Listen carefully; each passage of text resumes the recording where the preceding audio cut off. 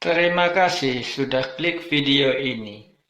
Di video ini Anda akan menemukan solusi ekonomi akibat imbas COVID-19. Tonton sampai habis, jangan di-skip, biar gak salah paham. Di video sebelumnya saya sudah jelasin solusi masalah wabah virus COVID-19. Bagi yang belum nonton bisa cek di video saya agar tahu solusinya. Sebab pendidikan COVID-19 ini perlu benar-benar dipahami oleh setiap individu, agar setiap individu memiliki kesadaran diri masing-masing. Oh iya, ada satu hal yang selama ini terlewatkan oleh semua orang, yaitu pengecekan hewan terhadap virus COVID-19 ini. Sebab secara logika, COVID ini kan berkembang di media yang ada protein. Protein kan berada di daging. Jadi setiap benda atau makhluk yang berdaging memiliki potensi COVID-19. Pertanyaan saya, kenapa hewan tidak pernah ada pemeriksaan? Bukannya awal mula virus ini berasal dari tubuh hewan? Tolong sampaikan ya. Oke, di video kali ini saya akan mencari solusi dari permasalahan baru, yaitu perekonomian pekerja swasta atau wirausaha yang menurun akibat imbas dari COVID-19 ini. Pasti kalian tanya, loh, kok hanya swasta? Sebab kalau yang pegawai negeri, walau mereka kerja di rumah, namun gaji tetap seperti biasa. Beda sama swasta atau wirausahawan yang memang harus kerja di luar rumah. Dan saya perlu tegaskan, saya tidak menyalahkan aturan pemerintah atau aturan perorangan siapapun itu. Di sini saya hanya mengutarakan pendapat saya dan saya tidak mengajak siapapun untuk mengikuti pendapat saya ini. Kita ini kan demokrasi, jadi siapapun boleh mengutarakan pendapat, asal tidak dengan kekerasan. Oke. Kita telusuri satu persatu profesi apa ya yang kira-kira profesi yang terimbas perekonomiannya oleh COVID-19 ini.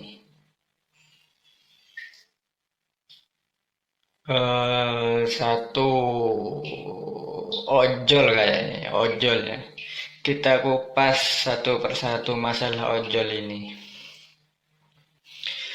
Penumpang sepi, bahkan tidak ada orderan. Oh, kalau menurut saya, ya mungkin karena anak sekolah libur atau pada belajar di rumah. Dan beberapa pegawai negeri dan sebagian perkantoran kerja di rumah. Menurut saya solusinya ya dialihkan ke area rumah sakit. Sebab sekarang banyak orang sakit, jadi keluarga pasien butuh ojol untuk transportasi. Nah, masalahnya ojol dilarang angkut penumpang karena takut terkena virus. Loh, setiap problem pasti ada solusinya, asal dipikir dan dimusyawarahkan. Ya caranya gini, tiap-tiap penumpang pastinya pakai masker kan ya. Dan untuk helm dilapisi plastik, sehingga tidak kontak langsung dengan kepala penumpang. Setiap selesai menurunkan penumpang, motor disiram. Kalau untuk keamanan drivernya ya pakai APD atau jas hujan, pokoknya seluruh badan bisa tertutup.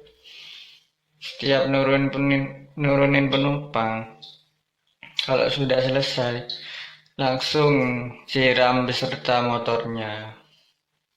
Beres kan? Penumpang aman, driver aman. Yang kedua, orderan makanan. Penyebabnya ada dua, dari konsumen dan dari restoran. Konsumen males order karena takut makanan gak higienis, di jalan kena debu dan virus. Nah, solusinya restoran wajib menyediakan bungkus atau packing yang sesuai SOP pengiriman makanan, sehingga terjaga kehigienisannya dan konsumen tidak akan ragu lagi. Kalau penyebab dari restorannya adalah karena sering tutup, itu pun karena pembatasan jam operasional toko atau restoran. Yang kalau menurut saya itu kebijakan yang tidak efektif. Sebab apa? Secara logika saja ya, konsumen atau pembeli resto, warung ataupun toko itu setiap harinya misalkan 100 orang. Untuk membeli kebutuhan mereka, apabila jam buka dipersempit, otomatis kan terjadi antrian atau penumpukan pembeli di jam-jam tersebut. Karena mereka takut toko keburu tutup. Apa akibatnya? Resiko penularan akan semakin besar. Kalau menurut saya seharusnya jam operasional toko-toko, restoran-restoran, warung-warung, dan tempat-tempat umum lainnya itu diperpanjang atau buka 24 jam itu lebih baik. Jadi yang seharusnya misalkan 100 orang tiap harinya tadi itu belanja, jadi kan bisa bergantian jam belinya. Bisa malam, bisa siang, bisa pagi, bisa sore. Jadi bisa sip-sipan tanpa harus berdesak-desakan karena tidak khawatir toko akan tutup. Jadi kan lebih longgar. Coba pikir bener apa enggak? Jadi menurutku solusinya jam operasional tempat-tempat umum itu dibuat 24 jam aja. Jadi pengunjung itu bisa longgar dan perekonomian penjualan tetap lancar. Bagi konsumen ya di rumah aja. Kan bisa pesan lewat ojol atau online kurir tanpa bingung toko atau restoran akan tutup. Karena kan 24 jam kan. Dan konsumen jangan makan di tempat, apalagi nongkrong-nongkrong yang tidak perlu itu. Jadi bereskan solusinya untuk ojol dan pelaku usaha atau pedagang. Bereskan. Sekarang profesi lain deh ya. Apa yang terimbas dari COVID ini? Pekerja bangunan. Nah, itu sebenarnya untuk apa ditunda pembangunannya? Mereka kan pasti pakai masker dan pakaian kerja. Dan mereka kerjanya selalu terkena panas terik matahari. Yang pasti virus akan lumpuh.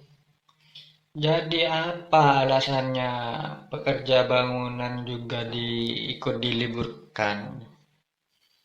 Mau makan apa keluarga mereka? Seharusnya mereka tetap kerja dan dapat upah seperti biasanya. Tetapi dengan prosedur pakai masker, jaga jarak aman, jangan berkumpul. Berjemur kan sudah pasti kalau pekerja bangunan ya. pengecekan kesehatan setiap hari, minum vitamin. Oh iya, saya ingat pekerja pabrik banyak yang di PHK. Ini lagi apa hubungannya sama COVID-19 ini? Seharusnya mereka tetap bekerja, tetapi dengan prosedur pakai masker, jaga jarak, meminum vitamin, pengecekan kesehatan tiap hari, dan tiap karyawan harus dipastikan patuh peraturan COVID ini dan kesadaran individu agar tidak merugikan diri sendiri dan perusahaan. Contohnya kayak salah satu pabrik yang ditutup kemarin karena karyawannya terkena COVID sampai meninggal. Pasti sudah dengar kan beritanya? Gak usah saya sebut namanya. Nah, itu kesalahannya siapa? Siapa yang lalai di kasus itu? Ternyata setelah ditelusuri memang kesalahan si karyawan sendiri. Sudah diperintah untuk perawatan di rumah sakit. Tapi malah tetap masuk kerja seperti orang sehat. Akhirnya dirinya sendiri yang rugi karena kematiannya. Dan perusahaan rugi karena ditutup. Memang pendidikan COVID-19 ini wajib ditanamkan kepada seluruh pekerja atau masyarakat yang harus bekerja di luar rumah. Jadi mereka memiliki kesadaran diri. Sekarang buktinya penderita positif COVID-19 ini semakin banyak. Padahal PSBB sudah dilakukan. Intinya kita ini rugi dua kali. Di sektor ekonomi dan di sektor kesehatan. Menurut saya kalau memang niat mau memutus rantai virus ini, seharusnya di awal kasus positif 0102 itu harus sudah lockdown total selama 2-3 minggu. Setelah itu virus benar-benar hilang, baru masyarakat dibuka kembali seperti biasa. Tapi tidak usah untuk luar negeri, cukup di dalam negeri saja beraktivitas seperti biasa. Daripada kayak sekarang gini, physical distancing, PSBB, sudah hampir 3 bulan lebih ini. Tapi korban positif semakin banyak, korban krisis ekonomi semakin banyak. Sekarang kita bandingkan saja kemungkinan terburuk dari COVID ini adalah meninggal dunia. Kerugian ya pada dirinya sendiri. Itu pun fakta yang meninggal dunia bukan 100% karena murni COVID ini, tapi karena penyakit bawaan dan yang pasti karena sudah waktunya takdir. Sekarang kan banyak yang tiba-tiba meninggal tanpa sebab yang mereka bilang jantung. Itu kan seandainya berada di daerah COVID, zona merah, pasti dilakukan SOP pemakaman sesuai COVID-19 ini. Kalau menurut saya yang sudah positif banyak, tapi dirinya sendiri tidak tahu dan tidak berakibat apa-apa, belum ada gejala apa-apa. Itulah malah yang berbahaya yang bisa menularkan kepada yang lain. Maka dari itu diimbau kepada seluruh individu agar pakai masker dan jaga jarak. Sebab diri kita sendiri gak tahu sudah terkena virus ini atau enggak.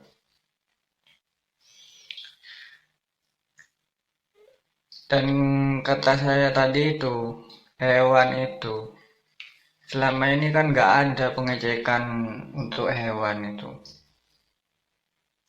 Kan bisa saja penularan melalui hewan selama ini yang belum diketahui masyarakat. Nah, kalau kemungkinan terburuk dari krisis ekonomi adalah kelaparan, perampokan, perampasan, begal, berujung pemberontakan yang bisa menimbulkan kematian dan kerugian harta benda juga. Yang jelas lebih parah kan akibatnya. Nah, ini sudah terlanjur. Kalau menurut saya lebih baik tiap-tiap individu disuntik vitamin kekebalan tubuh, kayak imunisasi gitu, dan diberi pendidikan COVID-19 ini. Dan bagi pekerja yang tidak bisa kerja di rumah, tetap bekerja, tapi benar-benar dengan prosedur keselamatan COVID-19 ini. Jadi yang berada di luar rumah itu murni orang-orang yang mencari nafkah. Yang tidak berkepentingan ya di rumah saja. Apabila mau belanja, bisa lewat online. Dengan begini ekonomi tetap lancar seperti biasa dan penyebaran COVID tetap teratasi. Kalau sudah gini beres kan kedua masalah besar yaitu COVID-19 dan krisis ekonomi ini. Saya minta tolong ya, subscribe, like, share, komen agar video ini bisa sampai kepada mereka. Ke depan saya akan bagi-bagi solusi lagi apabila ada masalah besar yang rumit. Terima kasih. Semangat lur.